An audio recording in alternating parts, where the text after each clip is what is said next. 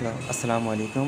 সুপ্রিয় দর্শক, আপনারা দেখতে পাচ্ছেন টাঙ্গাইলের বিখ্যাত ডিসি অফিসের পাশে চাপড়া বানাচ্ছে।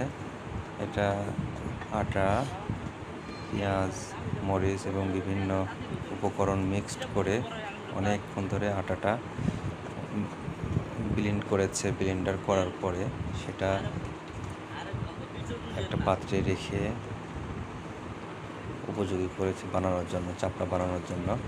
এদের খড়ির চুলায় প্রথমে এরা একটা তাওয়া দিয়েছে নিচে, তারপরে উপরে আর একটা তাওয়া দিয়েছে যেন হিট না লাগে বেশি।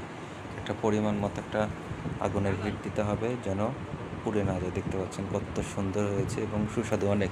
এরা চাপড়া বানানোর পরে এক ধরনের আচার দেয়, মরিচ, পেঁয়াজ, ধনিয়া পাতা, মশলা, আলু ভর্তা এগুলো দিয়ে মিক্সড করে এগুলো খেতে হয়, খুব সুস্বাদু। আমরা খেলাম, জীবনের প্রথম একটা নতুন অভিজ্ঞতার সম্মুখীন হয়েছি। দেখেন কাটছে, কেটে যে এটা 30 টাকা, মাত্র 30 টাকা দিয়ে এটুকু আপনারা খেতে পারবেন ডিসি অফিসের পাশেই, টাঙ্গাইল সদর। তো আমরা গিয়েছিলাম এটা আলাদা ফ্লেভার নেওয়ার জন্য। দেখতে পাচ্ছেন বানানোর পরে আগুনের আলতো আলতো আগুনের তাওয়ায় এটা খাওয়ার উপযোগী হয়ে যাচ্ছে। এক পাশ হয়ে গেলে ওটা উল্টা করে আবার অন্য পাশে এটা দিতে হবে।